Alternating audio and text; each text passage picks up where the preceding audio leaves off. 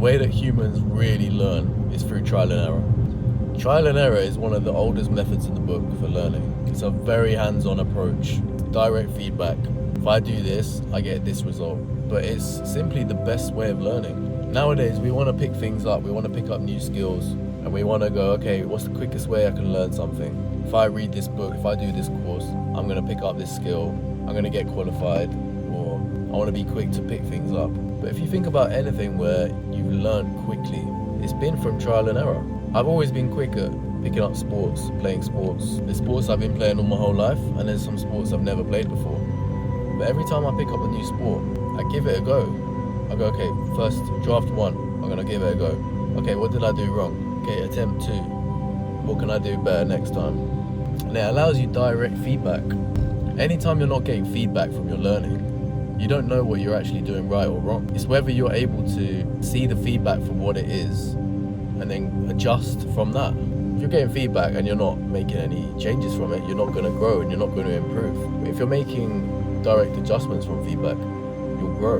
A good example of this as well is that I've always struggled when driving to see the other side of the car. You know, you're sitting this side of the car, but it's quite hard to judge the angles from the other side of the car. You know, using the lanes is a good way to get a rough idea of where you are, but really, you can't really judge how far away you are. It comes from trial and error. A good example is this: if you're going through a small gap, you can see where you are this side, but you can't really see that side, so you're kind of guessing.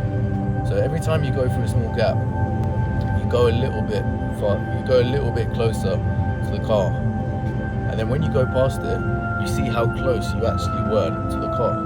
And especially when you're new to driving, you leave a much bigger gap. But as you try it again, you go through the gap and you see the gap got smaller, and you go, okay, well, I didn't crash into that car. Okay, so next time I go through a small gap, I'm going to leave a little bit less space. I'm going to go a little bit closer. And you're constantly using trial and error. But it's a successful method, because without this trial and error, you're never actually going to know how much space you're leaving to that car. And I guarantee you, the first time you drive a car and you go through a small gap, you're very scared that you're going to crash into the car next to you, because you simply can't judge the space. But when you've gone through 500 small gaps, you know how much space you have. And it's the exact same thing about learning. It's all very well reading things on a page, being a theorist your whole life, reading about things but never actually doing them. You just don't learn that way.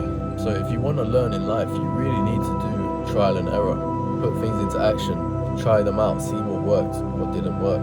Whether it's your morning routine, whether it's your business, anything in your life, you can literally trial things out.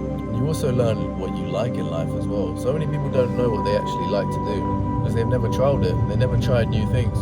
Sometimes we need to try new things, get a feedback loop, whether it's a positive or a negative, and go, okay, I got a negative feedback loop from that thing. Well, I've tried it now, and that's the negative feedback loop. Honestly, feedback is one of the most important things in life, and it's why we learn from our own mistakes way more than from other people's mistakes. On paper, it's so easy to see someone make a mistake and go, oh yeah, look what he did wrong.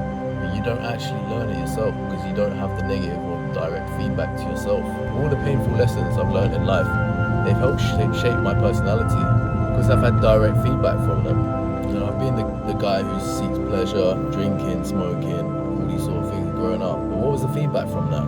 Waking up with a hangover, having anxiety, and then choosing healthy options, and then feedback from that, improved clarity, growth as a person, better confidence. These are so important because you learn that this is what I want from my life. Instead of blocking out the feedback, you get real honest about yourself, what it is you want from your life, what it is you've learned. So if you're looking to learn things quickly, put them into action, take a shot, adjust your aim, take another shot. It's all very well studying the shot, shooting a gun, for example. It's all very well studying the shot of the rifle, but if you don't actually shoot the rifle, you won't know what to do next time.